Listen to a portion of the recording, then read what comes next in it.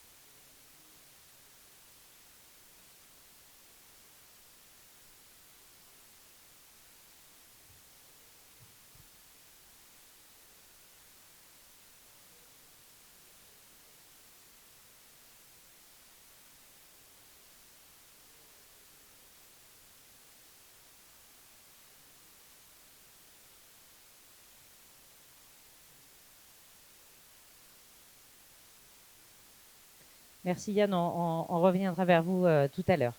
Je me tourne vers Patrick Malavieille. Vous êtes engagé en politique depuis 1980 dans le Gard, maire de la Grand-Combe pendant 20 ans en tout, me suis-je laissé dire, et vice-président d'Alès Aglo.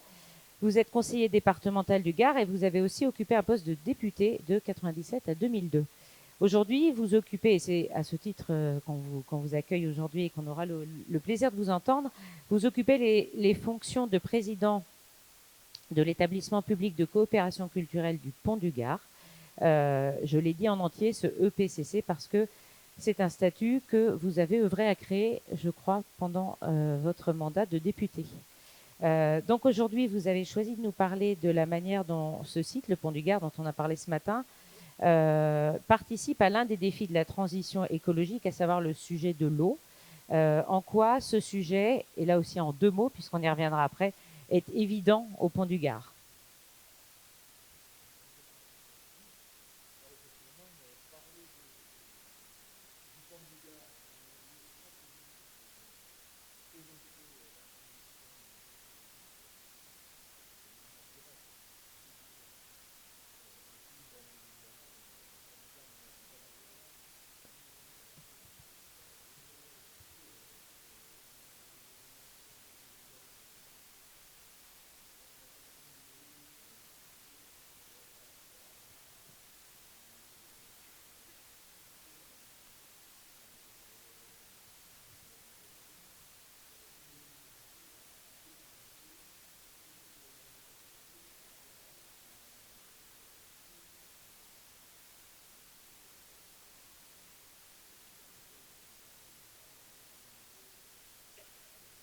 Touristes et puis à nous faire un petit peu redécouvrir cette valeur de l'eau qui a pu s'estomper au fil des décennies.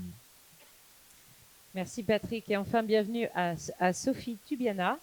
Donc Sophie, vous occupez les fonctions de présidente du PNR Loire-Anjou-Touraine depuis septembre 2020. Vous êtes conseillère municipale à Saumur et conseillère communautaire de l'AGLO Saumur-Loire Développement, en charge notamment de la valorisation de la biodiversité. Donc ce PNR a été créé en 1996, il couvre 116 communes, s'étend sur 2 régions et 2 départements, et à la Loire comme colonne vertébrale, ça fait le lien avec l'eau. En quoi est-ce que la Loire est au cœur de vos actions prioritaires aujourd'hui? Vous vouliez nous parler, je crois, de sa fréquentation, voire plus. Oui, d'abord bonjour à tous. Voilà, je suis présidente du PNR Loire-Anjou-Touraine. C'est un site, comme l'a dit David tout à l'heure, qui est inscrit au patrimoine mondial de l'UNESCO, le Val-de-Loire, pour ses paysages culturels, est inscrit sur cette liste. Et bien évidemment, c'est une charge supplémentaire et un atout évidemment énorme pour ce PNR, puisque le site est en grande partie dans le territoire du parc. Et nous, à l'heure actuelle, nous avons une grosse problématique de surfréquentation touristique. Quand je dis nous, je pense à notre PNR, mais je pense qu'on en avait un petit peu parlé. Il y a beaucoup de sites, peut-être notamment, on en parlera avec le Pont du Gard, qui ont à subir ça.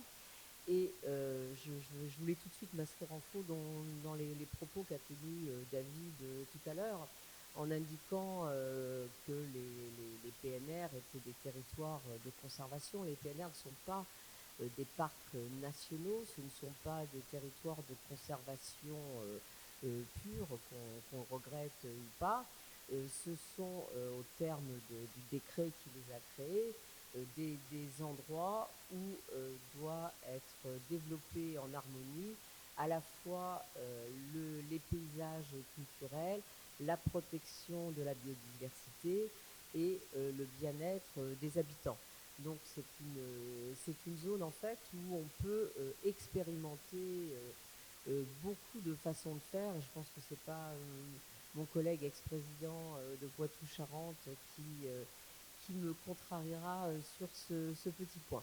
Donc on va, voilà, moi je voulais un petit peu vous parler de ce problème au fil des débats, mais je crois également qu'on peut se rejoindre sur la problématique de l'eau, qui nous concerne, enfin tous les trois, hein, parce que je pense que le Gard notamment doit vraiment beaucoup souffrir des périodes de sécheresse, et nous avons aussi cette problématique.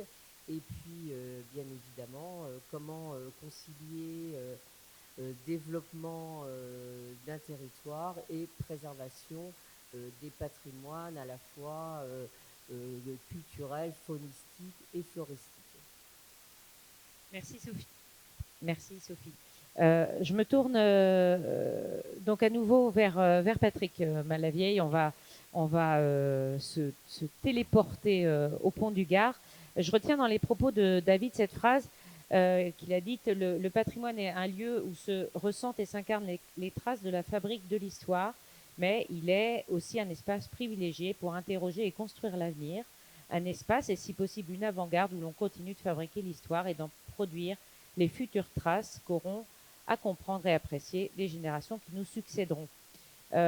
Évidemment, cette phrase, elle résonne avec le sujet dont vous souhaitez nous parler, puisqu'il est question de placer ce monument, s'il en est, du Pont du Gard, un monument de l'histoire, comme un acteur de la transition sur le sujet de la ressource en eau. Particulièrement en Occitanie, ce sujet implique aujourd'hui de nombreux enjeux liés à sa raréfaction. Vous avez commencé à en parler, mais aussi, on n'en a pas parlé, il en sera peut-être sujet dans votre propos, des conflits d'usage entre habitants, activités économiques, touristiques et d'autres problèmes. Donc, est-ce que vous pouvez nous exposer les travaux qui sont poursuivis et le rôle que joue le Pont du Gard en tant que monument ou EPCC aussi dans ces travaux-là? Alors, d'abord, je préfère le mot évolution à transition. Parce qu'il me semble que dans le mot évolution, on perçoit davantage la nécessité de conviction, de pédagogie, pour permettre cette appropriation de la nécessaire évolution et donc de la transition. Alors bien évidemment, au Pont du Gard, plusieurs milliers d'années après, on se rend compte qu'on ne peut plus faire ce qu'on a pu faire dans beaucoup de domaines, que ce soit d'un point de vue aménagement, d'un point de vue action culturelle, etc., etc. Et donc, il nous faut, et c'est le directeur qui en parlait ce matin, sur la question de l'appartenance, il nous faut accompagner aussi les utilisateurs potentiels du site à comprendre qu'il y a nécessité d'évoluer. Que ce soit donc pour la question de la préservation des ressources, on a parlé de l'eau, j'évoquerai un petit peu plus tard la pierre. On pourrait également évoquer la nécessité d'évoluer sur la gestion des flux, on y reviendra, qui a donc un impact important sur l'eau. Et puis évoluer aussi sur cette perception de ce lieu qui est à la fois un lieu d'histoire, de patrimoine fort, mais qui peut devenir aussi un lieu de réflexion où on vient apprendre, où on vient s'inspirer et où on vient comprendre. Et de ce point de vue, pour la transition évolution écologique, on a de la matière. Alors bien sûr, ça passe par des choses très concrètes. On est en train de regarder tout ce qui concerne notamment sur l'énergie avec le photovoltaïque. On est en train de réfléchir à la gestion des eaux usées. On est en train de réfléchir à toutes ces questions. Mais au-delà de la mise en pratique de choses très concrètes, ce qu'il faut surtout au Pont du Gard, compte tenu qu'on a à la fois cet aqueduc qui justement a mené l'eau jusqu'à Nîmes il y a quelques milliers d'années, on est bien placé pour donner de la compréhension aux futures générations pour comprendre cette nécessité de préservation de la ressource et de sa gestion. Alors bien sûr, je disais tout à l'heure, il y a des choses qu'on ne fera plus. Il y a quelques années en arrière, ce n'était pas le festival Étendard, c'était le festival Live au Pont. Des milliers de personnes pendant 2 jours dans le lit du Gardon pour un grand concert avec Manu Chao. Formidable, extraordinaire. Tout le monde, la presse, etc., c'est magnifique. Bon. Aujourd'hui, avec ce que l'on sait, avec ce que l'on a vu comme conséquence, à la fois pour le lieu, pour la faune, pour la flore, c'est pas ça qu'il faut faire. Et donc, il faut faire attention que l'événementiel, parfois, n'amène pas des contrariétés nocives. Mais ça vaut d'ailleurs, tout le champ culturel doit se réinterroger aussi sur les grandes manifestations culturelles, qui sont extraordinaires d'un point de vue super, mais dont on sait aujourd'hui qu'elles peuvent générer aussi ce genre de contradiction. Donc il y a des choses qu'on ne fera plus. Et il y a des choses par contre qu'on fera mieux. Et sur la question des flux, aujourd'hui au Pont du Gard, ce n'est pas d'accueillir plus, forcément toujours plus, mais c'est d'accueillir mieux, forcément toujours mieux. Et les 4 saisons nous le permettent. Les 4 saisons nous le permettent. Avec des approches différenciées, ce qui nous permet là aussi d'être un peu plus, j'allais dire, pédagogue en direction de nos visiteurs. Et l'accent que nous voulons mettre sur les jeunes générations, sur les scolaires, collégiens, lycéens, étudiants, c'est précisément pour ça aussi. On ne vient pas simplement voir le pont du Gard, on vient comprendre aussi l'écosystème dans lequel nous nous trouvons. Et ce sentiment d'appartenance, on arrivera à le faire partager d'autant plus qu'on sera capable de concilier finalement cette vision qu'on peut avoir aujourd'hui du pont du Gard avec la nécessité, parce qu'on a parlé ce matin du modèle économique, etc., etc., mais les choses ne sont pas antinomiques. Et donc on doit pouvoir mieux recevoir en tenant davantage compte de ce qui nous entoure, c'est-à-dire la pierre, l'eau, la nature. On a un écrin autour du pont qui est extraordinaire, une faune et une flore. D'ailleurs, nous avons cet été eu des spectacles magnifiques en soirée, avec du mapping, des projections autour de la faune et de la flore du pont du Gard. Ben là, c'est pareil, il y a une évolution. On ne fait plus de feux d'artifice au pont du Gard. Parce qu'on sait qu'aujourd'hui, ce n'est pas forcément ça qu'il faut faire. Mais il faut l'expliquer. Parce qu'il y a encore des gens qui aiment beaucoup les feux d'artifice. Et donc, il faut tenir les deux bouts. Donc oui, une évolution, j'ai presque même envie de dire, une révolution. Merci Patrick. Vous vouliez, je crois, nous parler de Pierre, effectivement, quand on a préparé cette table ronde. Vous avez parlé de Pierre, vous avez parlé aussi du paysage méditerranéen, ce dont vous venez de parler sur la végétation, de la romanité. En quoi la pierre, le paysage méditerranéen et la romanité constituent aussi des axes de cette transition, de cette évolution dans tous les travaux qui sont menés par votre établissement. Alors, bien sûr, la pierre, c'est un élément majeur. Et d'ailleurs, dans le projet que nous portons et auquel s'attelle Sébastien Arnaud, nous avons envie, et j'allais dire le devoir impérieux, de réussir la mise en valeur des carrières du pont du Gard qui sont à proximité de l'aqueduc, précisément pour bien comprendre comment les choses sont passées. Et autour de la pierre et des métiers de la pierre, qui sont des métiers nobles, on redécouvre là quelque chose qui jusqu'à maintenant était passé un petit peu inaperçu. Et donc c'est hier avec les étudiants, on parlait des métiers d'art. On se rend compte que là aussi, on a quelque chose à développer. On a des sensibilités à regarder, à comprendre.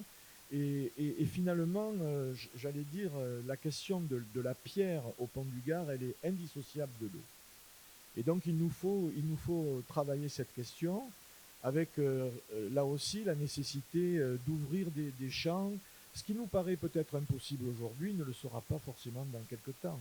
Et donc ne rien s'interdire, comme on a pu l'exprimer à d'autres occasions, et imaginer tout cela. En même temps, on a parlé de la pierre, on a parlé aussi de la problématique de l'eau.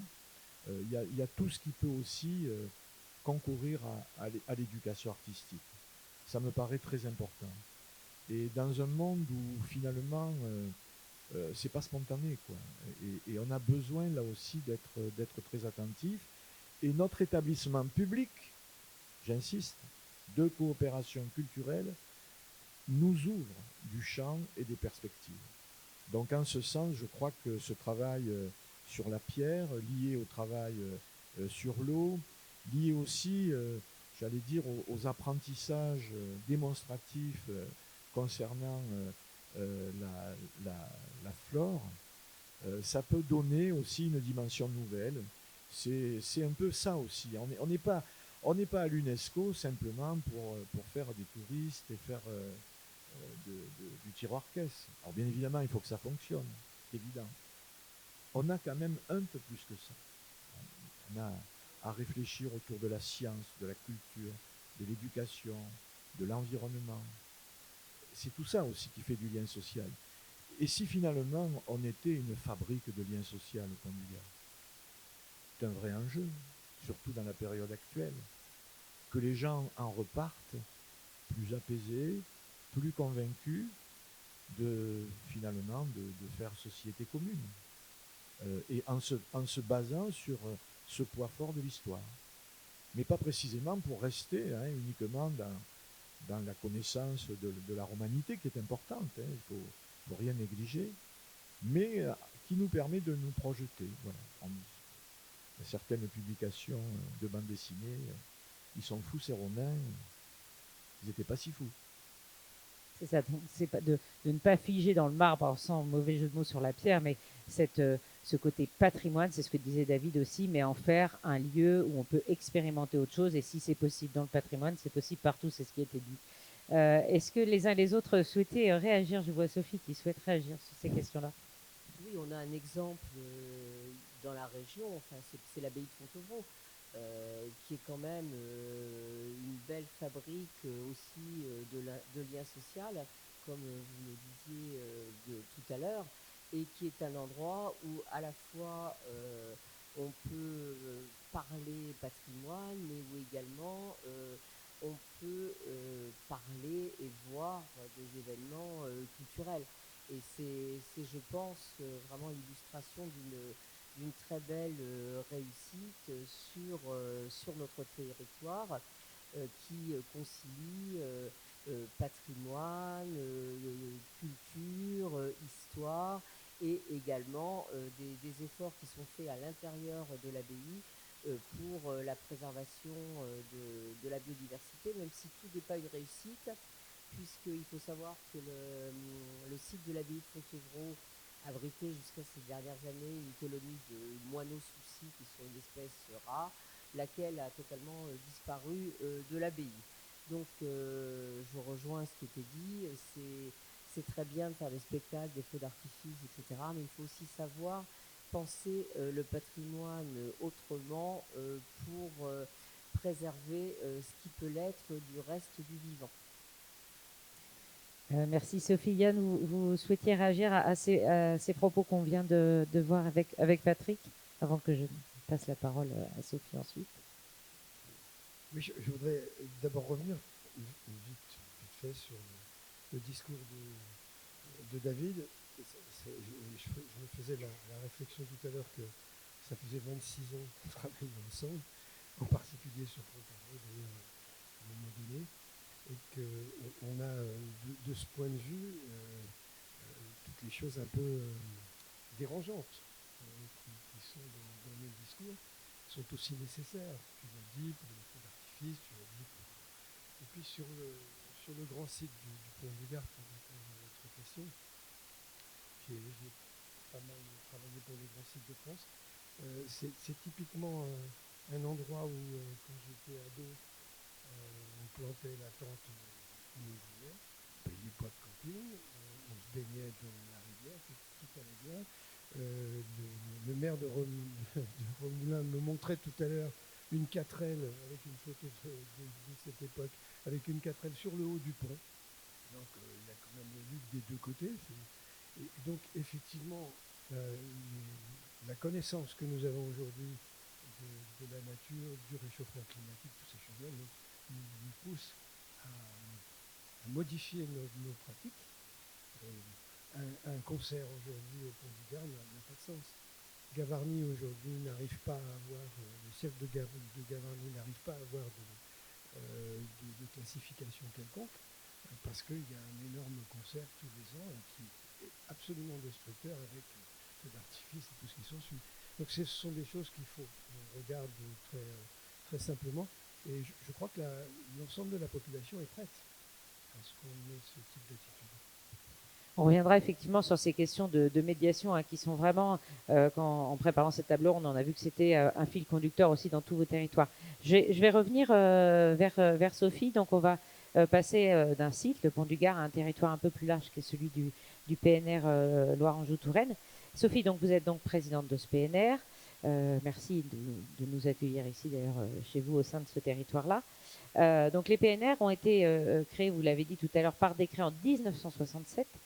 Et ce décret stipule qu'un territoire peut être classé en parc naturel régional lorsqu'il présente un intérêt particulier par la qualité de son patrimoine naturel et culturel pour la détente et le repos des hommes et le tourisme et qu'il importe de le protéger. Ça, c'est le décret. Pouvez-vous nous exposer donc là maintenant quelles sont aujourd'hui les principales missions de ce PNR et les enjeux de celui de Loire-Anjou-Touraine en particulier? Oui, alors c'est le décret de 67 que vous avez lu dans ses grandes lignes, il a été amené un petit peu à évoluer, mais les parcs restent ces territoires où on doit concilier nature, culture, paysage, bien-être des populations. Et également, c'est dans leur mission, et je trouve que pour un texte de 1967, c'est quand même quelque chose d'assez incroyable. Les parcs naturels régionaux ont une mission d'expérimentation, c'est-à-dire que par la loi, il leur appartient d'être des territoires d'expérience où on peut innover, imaginer des solutions pour l'avenir. Et c'est quelque chose qui était quand même tout à fait novateur quand on se replace en 1967. C'est donc quelque chose une mission qu'on essaye de tenir au quotidien. Alors, les PNR, qui sont à l'heure actuelle 58 sur le territoire français, avec des projets de création d'environ une dizaine de parcs, je ne sais pas si tous verront le jour, mais enfin, c'est à peu près le ratio à l'heure actuelle. Donc, ces parcs, ils ont des missions également éducatives qu'ils remplissent auprès de la population par le biais notamment de nombreuses interventions en milieu scolaire, dont peut-être certains, quand ils étaient beaucoup plus jeunes, même si vous êtes encore tous très jeunes, ont pu profiter. À l'heure actuelle, notre principal un de nos principaux soucis, parce qu'il y en a beaucoup, c'est de gérer le post-Covid, je vais dire, puisque la fin de la période de confinement s'est traduit pour nos concitoyens par un gros appétit de liberté, de ce qu'on appelle le tourisme vert, le slow tourisme, vous mettrez l'appellation que vous voulez. Et le problème de ce souhait, de cette envie de liberté, c'est qu'elle se confond bien souvent avec l'anarchie, ce qui n'est pas du tout le but. Et on parlait tout à l'heure donc des feux d'artifice qui sont visiblement notre bête noire commune. Donc c'est également aussi un de nos soucis sur le parc, parce que vous comprendrez bien qu'il est très difficile de faire coïncider des feux d'artifice en bord de Loire avec la préservation des espèces migratrices qui ont pour territoire de nidification le Val de Loire, particulièrement les bancs de sable, et pour lesquels nous avons une responsabilité particulière puisque nous sommes un des principaux sites européens de nidification, par exemple des sternes à la fois naines et Pierre Garin. Donc c'est quelque chose qui nous inquiète beaucoup que de constater cette espèce d'anarchie qui a lieu à l'heure actuelle. Alors vous pouvez...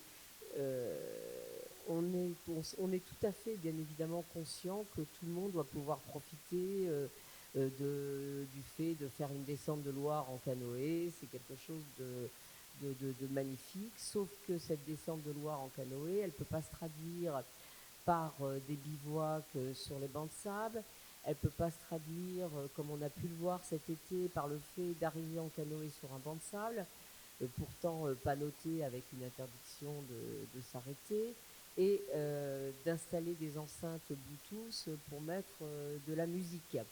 Parce que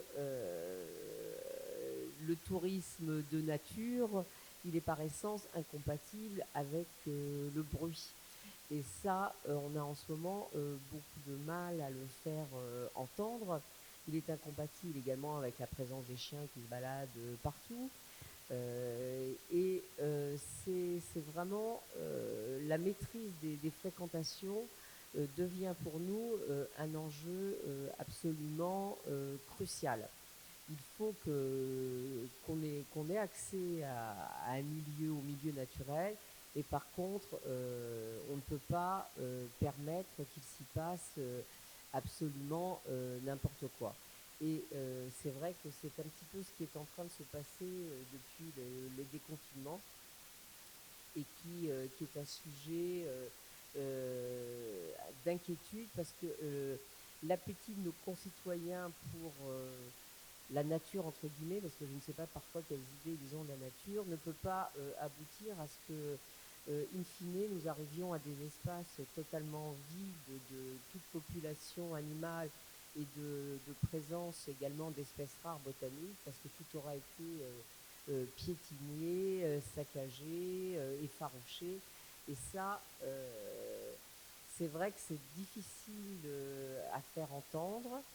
C'est vrai aussi qu'on n'est pas tout le temps aidé par l'État, parce qu'il faut bien voir que l'Office français de la biodiversité, qui a vocation à protéger les espaces naturels, eh bien, souffre d'une pénurie de moyens qui est extrêmement importante. Et puis depuis très peu de temps, depuis les manifestations d'agriculteurs, souffre d'un OFB bashing qui est important et très inquiétant pour tous les protecteurs et les amoureux des espaces naturels.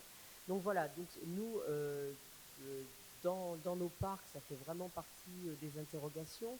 Je peux vous dire que c'est une interrogation qui est et une inquiétude qui est partagée par tous les parcs naturels régionaux, puisque nous sommes tous confrontés absolument aux mêmes choses, et que c'est un souci, même s'il y en a beaucoup d'autres, parce que par exemple, ce matin, j'étais en bureau à la Fédération des parcs naturels régionaux, et nos collègues présidents des parcs du Sud s'inquiètent énormément des développements anarchiques du photovoltaïque, parce que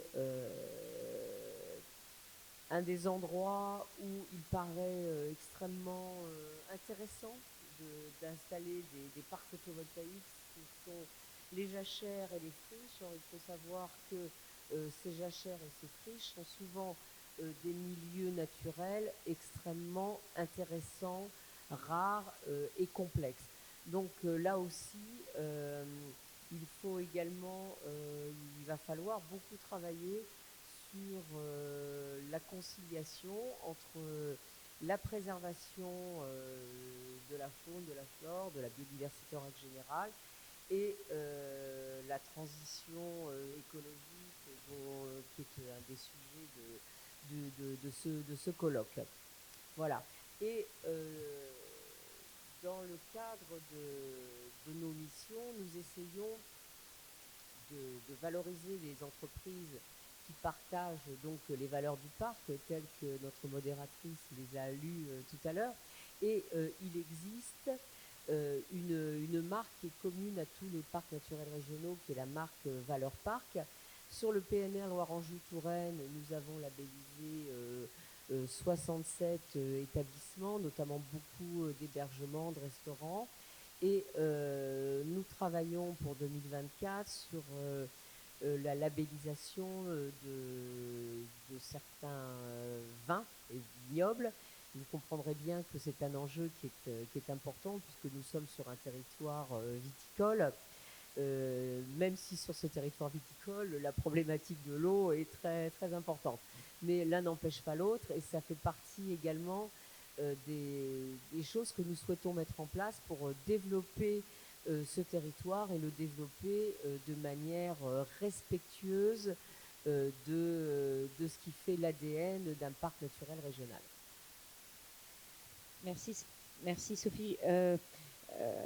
Ça m'a amené une question. Donc vous parliez des labels et donc on parlait de protection, mais pas que dans les parcs.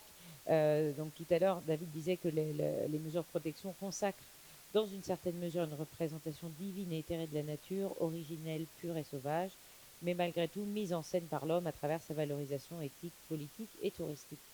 Ma question c'était, est-ce le cas des parcs naturels régionaux, ou alors comment est-ce que vous imaginez, à travers ces missions que vous nous avez présentées, comment les parcs naturels régionaux peuvent être des laboratoires de transition écologique? On parlait tout à l'heure, donc très concrètement, qu'est-ce qui est fait peut-être à travers le label et qu'est-ce qui est encouragé auprès des acteurs de terrain sur votre territoire pour cette transition? Est-ce que, on a parlé d'énergie, des panneaux, qu'encourage réellement ce label Valeurs Parc en matière de transition écologique? Alors, pour l'instant, le label Valeurs Parc, il n'encourage pas forcément la transition écologique. Il encourage des producteurs locaux à continuer dans une démarche d'accueil de produits locaux, de peu de transport, de savoir-faire local, et évidemment de vente et de production dans le respect de l'environnement. Donc on n'est pas forcément uniquement sur la transition écologique, mais c'est vrai que même si le label Valeurs Parc ne se confond pas forcément avec le bio, il encourage des pratiques tout à fait respectueuses. Non, nous travaillons également beaucoup sur la préservation des paysages, notamment avec le zonage qui est adopté en accord avec les membres du syndicat mixte qui gère le parc dans le plan de parc qui nous guide. Nous réfléchissons également, on en a un petit peu parlé tout à l'heure, enfin David en a un peu parlé, sur la création de zones de libre évolution, parce que la nature, elle est à certains endroits effectivement façonnée par l'homme, et les paysages le sont de manière absolument récurrente, mais elle peut également très bien se passer de l'intervention humaine. Il faut aussi en être conscient. Bon, je pense qu'on n'est pas le centre du monde et le centre de l'univers. Donc nous travaillons à toutes ces problématiques absolument au quotidien, et également en discussion constante avec les collectivités locales. Par exemple sur les implantations de centrales solaires notamment, ou d'éoliennes, enfin de tout ce qui concerne la transition énergétique, dont on nous indique qu'il faut qu'elle s'accélère. D'accord. Merci beaucoup. On va revenir juste sur le label pour visionner un petit film que vous avez créé ici sur le PNR Loire-Anjou-Touraine et qui valorise justement ce label Valeurs Parc.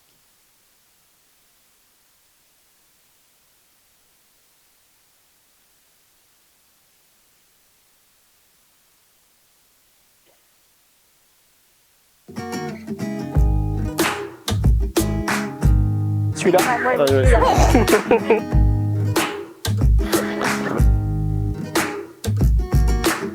On a la chance, le privilège d'être sur un environnement préservé. Je suis passionnée d'ornithologie et je tresse pour les oiseaux, j'en ai fait ma spécialité. Un petit camping charmant en pleine nature en bord de Loire. Toi t'as la Loire, moi j'ai les Yeux, mes voisins. Dans un village qui est magnifique, Montsoreau, il est en bord de Loire, il est entre la Loire et le Coteau. Super. Joie. D'ailleurs, ce serait pas mal dans ton camping. Ben, j'allais t'en parler, mais oui. la sincérité de ce qu'on propose. C'est pas simplement donner une brochure et dire allez-y, visitez. C'est lui raconter l'histoire aussi du territoire, l'histoire du parc. J'adore le troglodyte mignon.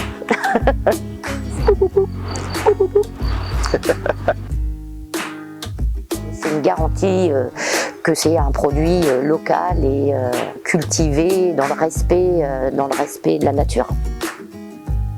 On a des clients qui sont devenus des amis. On apprécie les choses, on prend le temps. C'est comme un verre de vin, on l'avale pas d'un trait, on le déguste.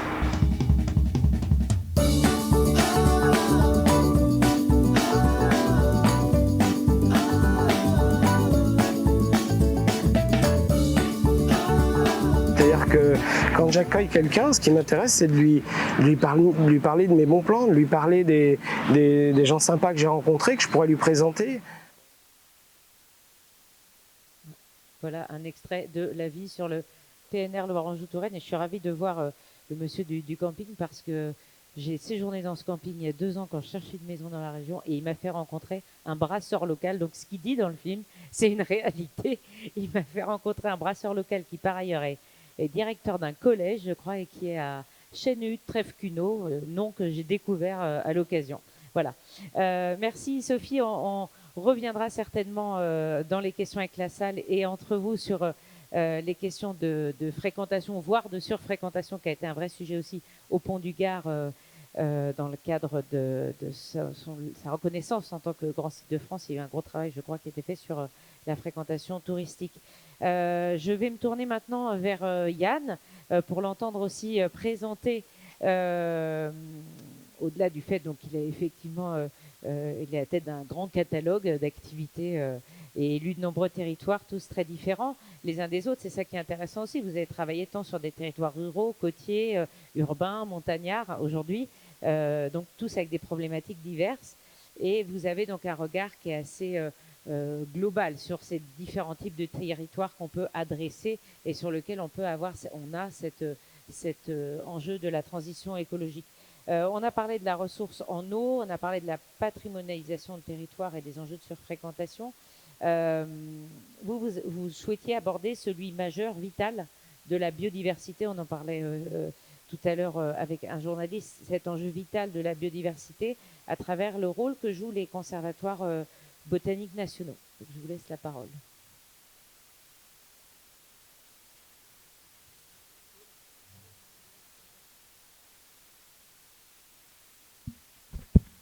C'est pas pour faire le cadre, c'est que je vous vois mieux là. Là-bas, j'ai une lampe en plein milieu. Donc bonjour à tous. Je suis donc président du Conservatoire botanique national de Bagnères de Bigorre. J'ai été nommé il y a 2 ans par Carole Delga et j'ai tout de suite été extrêmement surpris dans les discussions avec le personnel, qui sont principalement des scientifiques. Il y a 5 personnes qui sont sur l'administration et les 45 autres sont des scientifiques qui travaillent sur la botanique, à la fois sur la conservation des collections botaniques qui datent de 2-3 siècles pour certaines, et puis évidemment la nouvelle étude sur les conservatoires botaniques.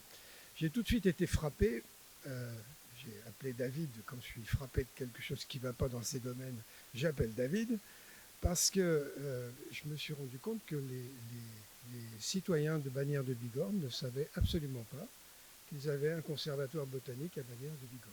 Il n'y en a qu'une douzaine en France. Ils ont une importance phénoménale que je vais vous relater après, évidemment, sur le réchauffement climatique, puisqu'ils sont les témoins des siècles passés et de ceux qui vont venir par leurs études. Mais j'ai été frappé par cette ignorance qu'avaient les citoyens de ce joyau qui était le conservatoire botanique. Donc on a travaillé un peu en se disant, mais comment on peut montrer à tous que c'est d'une importance extraordinaire. On en a parlé tout à l'heure, mais c'est vrai qu'un label parc, tous les labels d'ailleurs, comme les grands sites de France ou des choses comme ça ne fonctionne que si la population locale est tout à fait impliquée et est fière de son territoire. On est fier d'appartenir à un parc régional. On est fier d'être à côté de Chambord. On est fier d'être dans notre lieu d'habitation. Et dans ces cas-là, la population est prête à accepter localement une série de contraintes liées à ces labels. Les touristes que vous aurez en charge bientôt, puisque si j'ai bien compris, vous êtes tous dans le domaine du tourisme, ont besoin d'arriver sur des contrées où tout le monde a l'air d'être dans un secteur où le bonheur existe. Malheureusement, dans ce monde un peu bousculé, le bonheur existe réellement dans ce type de site. Alors le Conservatoire botanique, je vous l'ai dit, environ 45 scientifiques, vulgariser cette histoire pour que l'ensemble de la population s'en saisisse, c'était pas évident. Et c'était un peu ce que nous avons cherché. Alors, en creusant un peu, en discutant avec ces scientifiques, on s'est aperçu que il y a eu à un moment donné dans l'histoire du monde la plaque africaine et puis la plaque d'Europe du Nord qui sont frappées. Ça a créé les Pyrénées, les Alpes, un certain nombre. Il y a des îles qui sont restées comme la Corse, comme des choses comme ça, parce que ça avait créé aussi un appel d'eau et la Méditerranée s'est créée. Quelques millions d'années plus tard, les plaques tectoniques ont recommencé à se taper dessus et ça a fermé Gibraltar et la Méditerranée s'est asséchée. 6 millions d'années environ avant notre ère. À 5 millions d'années, rebelote, les plaques se créent et l'Atlantique rentre et recrée la Méditerranée. Ce qui explique pourquoi elle est plus salée, parce qu'il y a eu beaucoup de sel qui était dans le fond pendant les années, les centaines de milliers d'années de sécheresse. Et cette histoire, en lui donnant une couleur scientifique, je vous ai fait un résumé un petit peu rapide, on s'est aperçu que ça intéressait beaucoup tous les gens autour, les élus du conseil d'administration. Et donc on s'est dit, avec David, on va raconter cette histoire.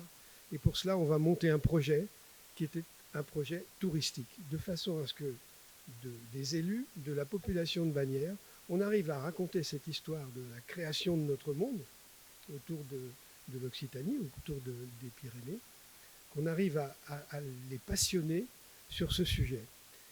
Bon, une fois qu'on a dit ça, c'est pas aussi facile. Mais pour autant, nous avons la chance d'être dans un vallon qui s'appelle le Vallon du Salut, qui est tout à fait un lieu extraordinaire avec une biodiversité maximum. Et on s'est aperçu que le monde associatif s'est réuni autour de nous, la population aussi.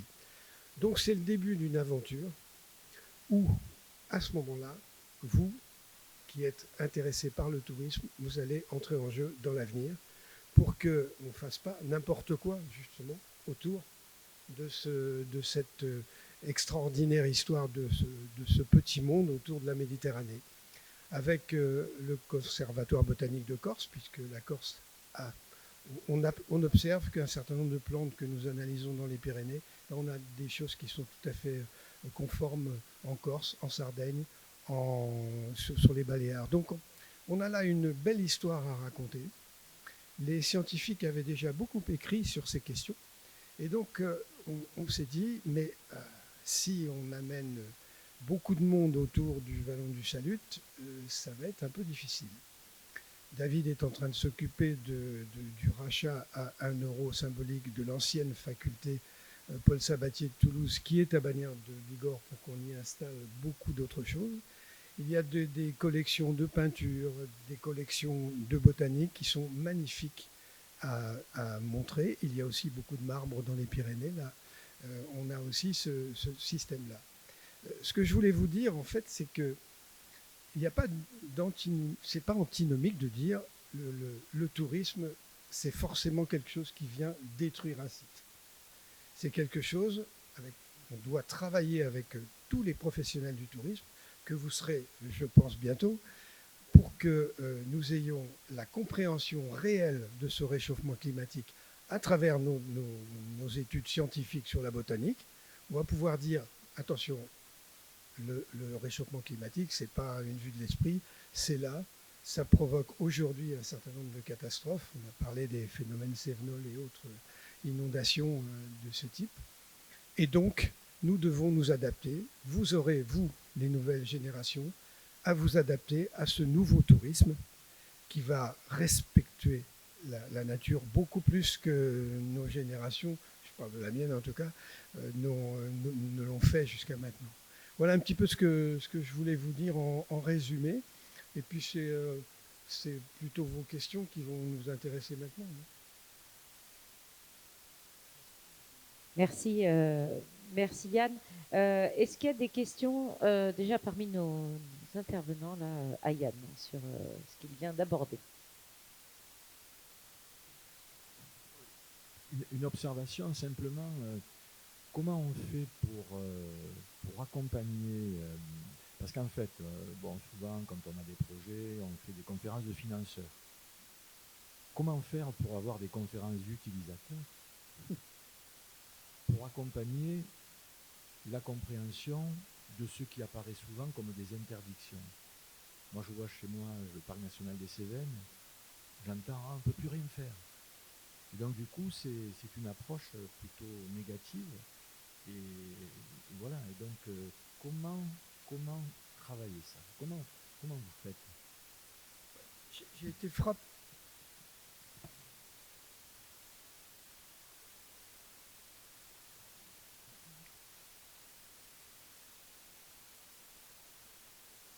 Devant le micro.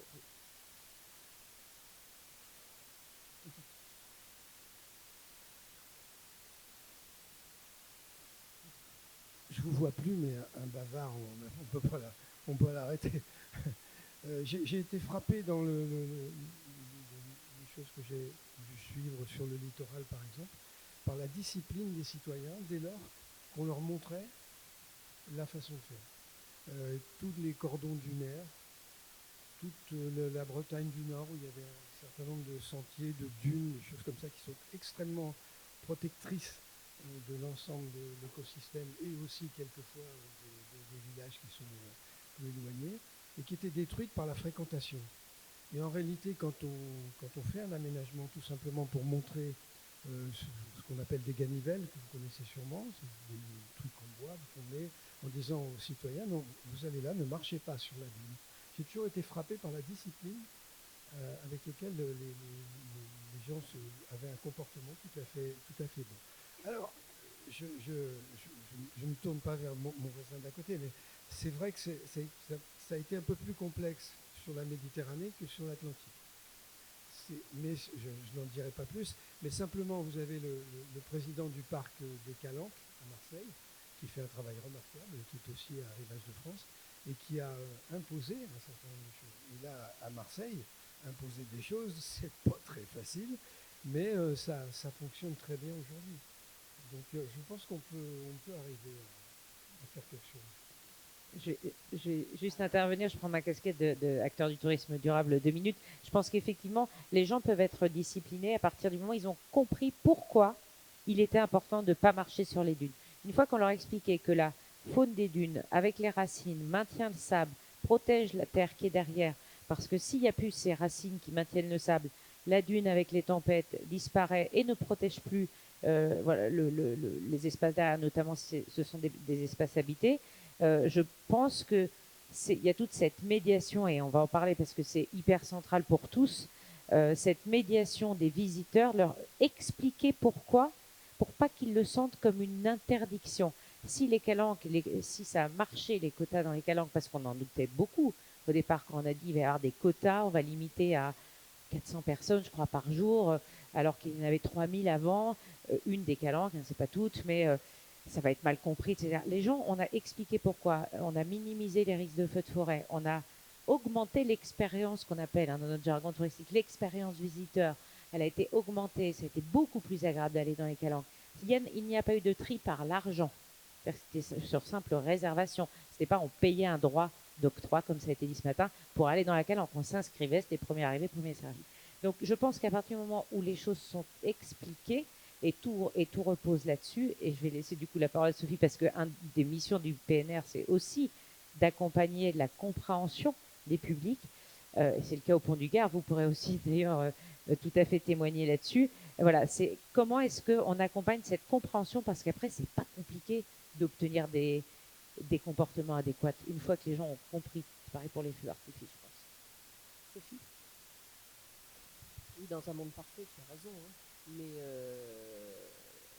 on se rend compte au quotidien que la médiation, l'éducation, les sentiers balisés, il y aura quand même toujours une partie de la population qui passera outre parce qu'il est interdit d'interdire. En fait, en gros, c'est un peu ça.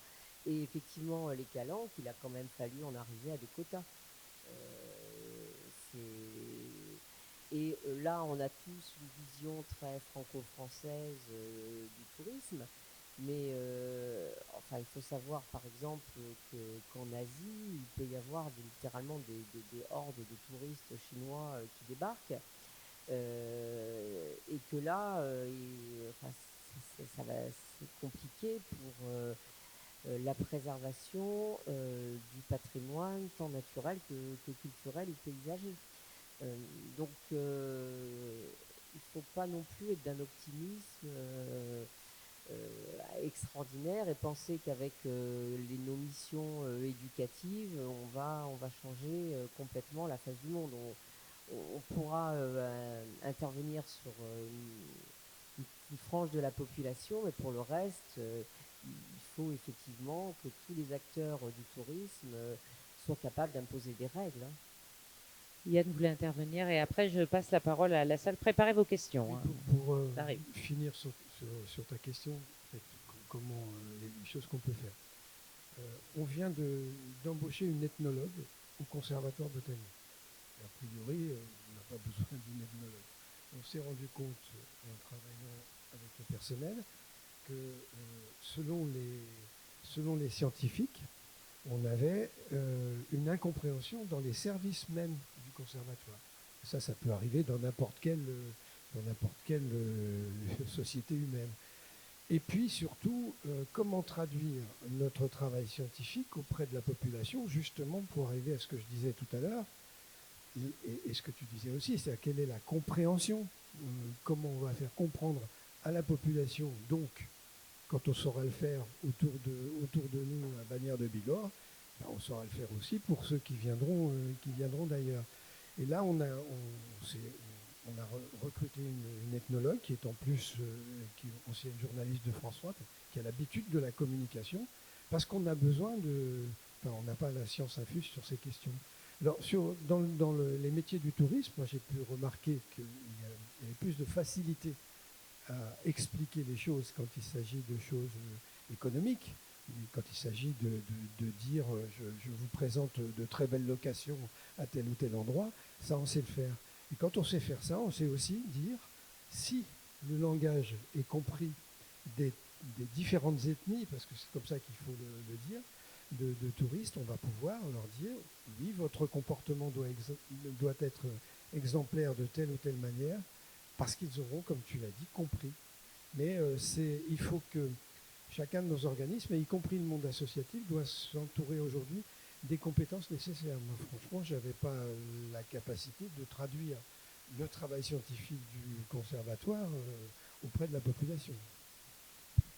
Patrick, une intervention sur la question de la médiation avec les publics, de comment est-ce que vous transformez, vous aidez à transformer les comportements des gens de la manière la plus positive avant d'en arriver au quota, justement. Vous n'y êtes pas. Je crois que de toute façon, on n'a pas d'autre solution. Bon, bien évidemment, mais il faut absolument arriver à convaincre le plus grand nombre d'être des consommateurs, entre guillemets, respectueux des lieux où ils se trouvent. Et c'est vrai que, par exemple, au Pont du Gard, ces dernières années, on a multiplié l'action sur la médiation en direction des scolaires, des visites guidées, mais y compris même dans le rôle des agents de sécurité, entre guillemets, qui sont plus aujourd'hui des agents qui donnent... ce sont pas des donneurs d'ordre, ce sont des donneurs d'aide à la compréhension du lieu. Des accompagnateurs. Voilà. Même si, bien évidemment, il y a une fonction de faire respecter le lieu. Mais bon, voilà, je pense qu'il faut qu'on... Et alors, après, bien sûr, il faut des moyens humains, il faut... et en amont, notamment, je pense particulièrement aux scolaires. des préparations de visite. C'est très important d'arriver dans un lieu et que les choses aient été préparées. Ça vaut pour tout d'ailleurs, hein. Ça vaut pour les lieux historiques. Voilà, donc on a quand même encore beaucoup partout des établissements scolaires, des enseignants qui font bien le boulot, hein. Et donc ça c'est important, il faut le développer. Mais moi je ne vois pas d'autre solution que la médiation et l'encouragement à la compréhension. Après, bien sûr, il y aura toujours... mais travaillons à diminuer cette frange de population pour lequel l'interdiction reste un problème. Merci de vos interventions. Je me tourne vers la salle. Vous avez probablement des questions à nos 3 intervenants sur ce sujet vaste de la transition écologique et du patrimoine. Sur la première qui est la plus difficile. Jean-René, pas de questions? Non. Ah. Je ne sais pas qui passe les micros. S'il y a quelqu'un là-bas, il est là-bas le micro. Est-ce qu'il y a des questions? Je ne vois pas de bras levés là. Ah si, derrière là. Là, ici, 3e rang. Directeur du Pont du Gard. C'est ça.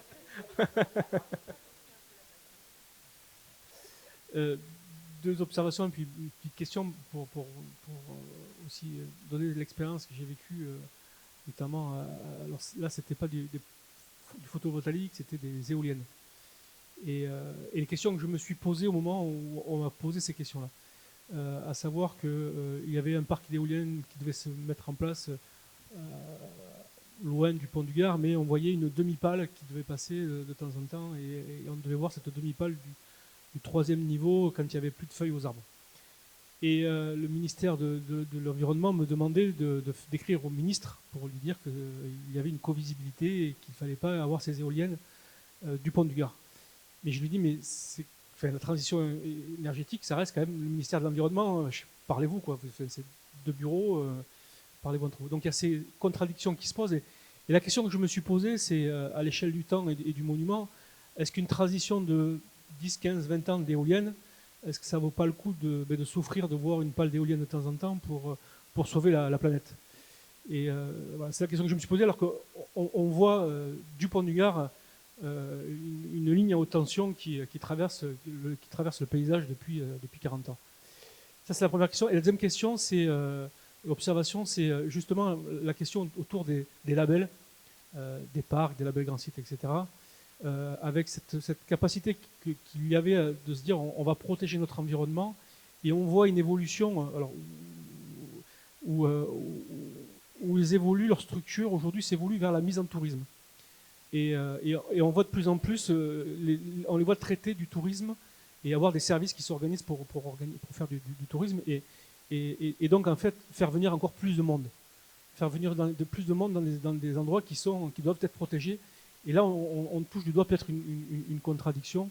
Voilà. Donc c'est deux points que j'ai observés dans ma vie de directeur, dans ma courte vie de directeur.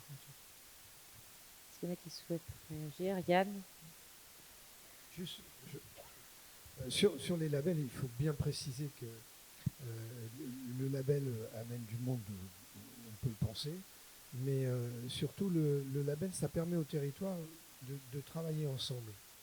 C'est-à-dire que pour avoir un label parc, ça ne s'obtient pas comme ça. Un label UNESCO, ça ne s'obtient pas comme ça.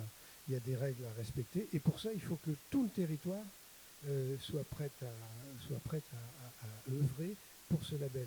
Et c'est ça qui est intéressant, parce que le label lui-même, oui, une fois qu'on a le label UNESCO, une fois qu'on a le label parc, on fait un certain travail. Mais c'est pas ça qui révolutionne et qui va nous conduire au réchauffement climatique que diminuer.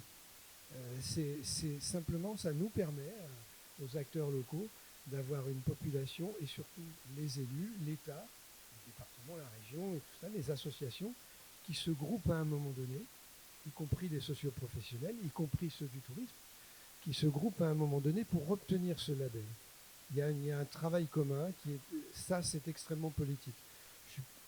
À ce stade, je ne crois pas qu'il y ait plus d'importance que ça.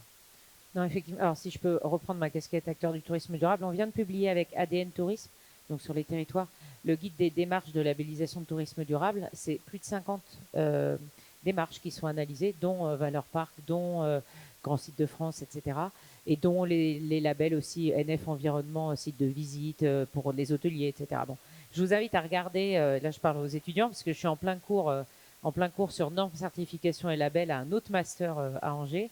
Je vous invite à prendre connaissance de ce document-là. Il fait 300 pages, mais du coup, vous avez le détail de chaque label qui est analysé au prisme des objectifs de développement durable. Donc, c'est assez intéressant comme outil de travail. Et je vais dans le sens de Yann, il est quand même, les études se succèdent et se ressemblent. Les labels ne font pas venir plus de monde. Ça peut être le critère de choix entre deux choix à la fin. On va dire, bah tiens, celui-là, il a un écolabel ou une clé verte, je vais plutôt aller là. Mais c'est pas encore aujourd'hui un critère de choix absolu.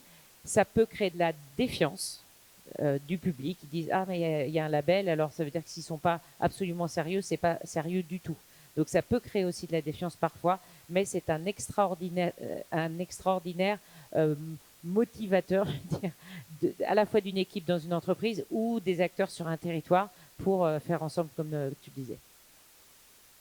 Et c'est un marqueur, voilà, pour les labels de territoire. Il y a aussi des labels plus ou moins régionaux, etc. On parlait tout à l'heure, vous parlez de la question de la fierté, de l'appartenance à un territoire, de la fierté des habitants. On a peu parlé des habitants. Le lien avec les habitants fait aussi grandement partie, à mon sens, de la transition écologique, au sens large de l'écologie et du développement durable du tourisme.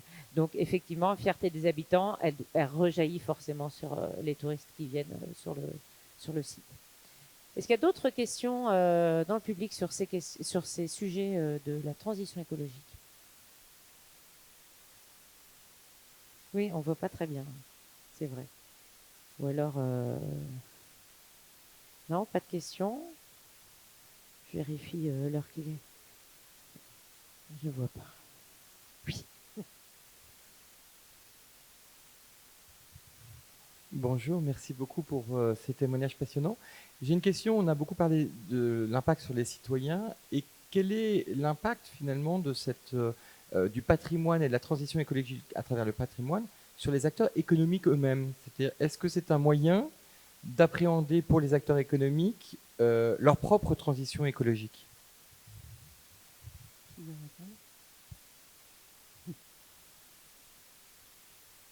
Vaste sujet. Vaste sujet. Mais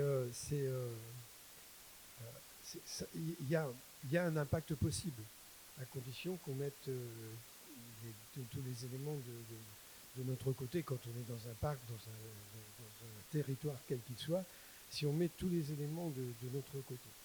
Et vous avez très justement parlé ce matin des 7 ans et des 28 ans. C'est frappant de voir qu'en France, on connaît cet aspect des choses, et puis il n'y a plus une seule élection qui colle. Vu que si vous êtes un nouveau maire ou un nouveau président de parc ou ce qu'on veut, eh ben, vous n'avez pas les 7 ans. Soit le projet avait commencé avant, vous le prenez en route et puis il ne vous reste pas assez, soit vous n'avez tout simplement pas assez pour finir. Donc ça, c'est un des éléments de changement politique, vous aviez parfaitement raison de le souligner ce matin. Et on est dans un pays qui est un peu spécial. Quand vous avez 3 Français, en particulier les écologistes, hein, vous avez 3 Français, 2 Français, plutôt vous avez 3 idées. Si des fois ils tombent d'accord, il faut continuer à s'engueuler. C'est beaucoup plus facile que de prendre des décisions radicales pour aller dans le bon sens. Donc, est-ce que ça a un intérêt pour les acteurs économiques? La réponse est oui. Vous l'avez dit les uns et les autres tout à l'heure. Il y a des créations d'artisanat, il y a des créations de restaurants, il y a des améliorations d'hôtels, de restaurants. Il y a de la qualité qui se met dans des sites classés de quelque manière que ce soit. Il y a une qualité qui s'installe et les gens sont de plus en plus fiers de leur territoire à cause de cela aussi. Donc il y a un réel impact économique. Est-ce qu'il est très fort? Non, vous parliez du 440 aussi ce matin, c'est pas, les grosses entreprises ne font pas partie de cette réflexion. Mais il y a un territoire qui vit mieux quand il est labellisé comme ça. Ce que je pourrais rajouter également, c'est que l'économie et au même titre que l'environnement font partie du développement durable. Ce qui peut être opposé par rapport à ce que disait David tout à l'heure, à mon sens, ce qui peut être opposé à l'écologie, c'est la croissance économique absolue. Mais l'économie est nécessaire. Les acteurs économiques dans un territoire touristique sont nécessaires. Si on n'a pas d'hébergement, de restaurants, etc., on aura peu de touristes, a priori. Donc, en fait, le fait de développer des valeurs sur un territoire, en général, on le fait avec les acteurs du territoire. Je parle sous contrôle notamment de Sophie. On le fait ensemble, en concertation avec les acteurs du territoire. On ne va pas prendre une direction qui est complètement à l'opposé de ce que voudraient les acteurs. Ça n'a aucun sens. Il faut qu'il y ait une cohérence territoriale. Et ce qu'on voit sur le territoire, notamment en Anjou, pour y avoir travaillé particulièrement, c'est que le fait d'avoir des têtes de réseau territoriales qui impulsent une démarche de labellisation ou une démarche plus globale, ça donne envie aux acteurs de partager, de participer, de se former, d'apprendre et d'aller ça crée un mouvement, en fait. Donc ça, je l'ai vu dans beaucoup de territoires dans l'association Acteurs du tourisme durable. Patrick. Oui, par rapport à la question, il y a, comment dire, il y a un effet levier aussi chez certains, je pense notamment au Pont du Gard, sur les producteurs et les agriculteurs. On a par exemple à Pâques un festival avec des compagnies artistiques qui épousent toutes les esthétiques à Pâques au Pont, où on fait venir des producteurs gardois et des voisins. Et donc on peut là avoir une belle démonstration des productions locales, des circuits courts, du bon, du beau, du bon goût. Et on travaille avec la Chambre d'agriculture, avec le MAS des agriculteurs. Enfin, c'est aussi une façon de montrer qu'au Pont du Gard, on est aussi en capacité de rencontrer des gens qui excellent. Et donc, voilà, c'est aussi un des éléments. Après, pour les plus grandes entreprises, je suis plus sceptique aussi. Ici, pour avoir travaillé avec l'Office de tourisme Saumur-Val-de-Loire, j'ai participé il y a quelques mois à une journée qui était organisée à Fontevraud, dans laquelle ils avaient invité un certain nombre d'acteurs de cette transition écologique sur le territoire. Et en fait, le fait de faire témoigner ces acteurs déjà engagés, notamment, je me souviens de 2 restaurateurs extraordinaires, il faut absolument que j'aille dans ces restaurants, ils ont l'air super, qui étaient vraiment, qui portaient ces valeurs-là, ça a entraîné tous les autres, les acteurs qui étaient là, avaient tous envie d'y aller parce qu'ils se reconnaissaient aussi dans cette cohérence territoriale que l'Office de tourisme a su impulser, en fait. Donc, je pense qu'il y a un vrai gros pouvoir d'influence des territoires pour impulser la transition écologique qui finalement est bien le fait des opérateurs finaux. La transition énergétique, c'est eux qui la font, etc. dans le tourisme. Est-ce qu'il y a d'autres... Oui, c'est David. C'est une remarque qui a pour prétention de peut-être d'ouvrir une question avec un petit pas de côté. Il y a une espèce, dans la discussion qu'on a, une espèce dont on parle et en fait qu'on ne cherche pas à comprendre. C'est l'espèce humaine. C'est-à-dire comment, on a parlé d'éducation, médiation, interdiction, c'est assez fascinant, je trouve, qu'on se pose finalement assez peu la question de comment individuellement l'humain se comporte, apprend, change ses comportements, de quoi il a besoin pour ça. La question des imaginaires, je ne vais pas y revenir, mais la question des neurosciences, la place des émotions dans tout ça. Enfin, on va pouvoir, et c'est heureux, s'intéresser à la compréhension scientifique d'une plante dans son écosystème, d'un animal, d'une sterne, et de savoir et d'essayer de comprendre pour nous qu'est-ce qui ajuste les comportements individuels et collectifs d'un point de vue ethnologique, neuroscientifique, émotionnel. Ça, en fait, on a l'impression de tous savoir. Et en fait, si on se regarde un tout petit peu, quel est notre niveau de compréhension des mécanismes comportementaux, individuels et collectifs? Quelle est la part du biologique? Quelle est la part du culturel? Quelle est la part du symbolique? Et je trouverais qu'on ferait d'immenses progrès si, comme dans le patrimoine bâti ou dans le patrimoine naturel, on replaçait la question de l'humain et des publics au cœur pour comprendre les interactions qu'il a avec l'autre et avec les écosystèmes, pour le dire très vite, et de se dire comment on va pouvoir ajuster nos propres dispositifs, prenant en compte cette connaissance dont on est totalement dépourvu pour n'être plus ni dans la morale, ni dans l'incantation. Et je pense qu'il y a un défi colossal de s'intéresser aussi, et pas que, à une espèce qu'on ne connaît pas si bien, qui est l'humain. Et tu as tout à fait raison, David, d'autant que on vit au jour le jour, les uns et les autres, dans un pays où il y a 55 millions de sélectionneurs de l'équipe de rugby. C'est-à-dire qu'on est absolument infichu de s'entendre sur ce que tu viens de dire. C'est-à-dire qu'en gros, le voisin est toujours celui qui fait moins bien puisqu'il ne fait pas comme moi. Donc c'est une vraie question, par contre, plus sérieusement. C'est une vraie question. Mais je crois qu'il va falloir qu'on s'arme. Je parlais de l'ethnologie, parce que ça, il faut comprendre quels sont les groupes humains et comment ils fonctionnent. Et après, comment comprendre l'humain, c'est vrai que c'est assez complexe. Sur la question du tourisme, il y a très peu de travaux socio-anthropologiques dans le tourisme, hein, j'entends. Il y en a quelques-uns, il y en a plusieurs qui travaillent sur ces questions-là, mais c'est assez peu effectivement documenté. Alors après, on doit pouvoir s'inspirer de travaux pas forcément liés directement au tourisme, mais sur les modalités de résistance au changement, de comment on accompagne le changement, etc., dans d'autres secteurs peut-être aussi. Mais effectivement, l'humain est bien au cœur, encore une fois, au cœur des questions. S'il n'y a pas d'autres questions, je mets ma visière pour vous voir parce que non, je ne vois pas d'autres mains levées. S'il n'y a pas d'autres questions, donc on va clore cette table ronde. Je remercie beaucoup Sophie, Yann et Patrick pour leurs interventions. Merci beaucoup à vous trois.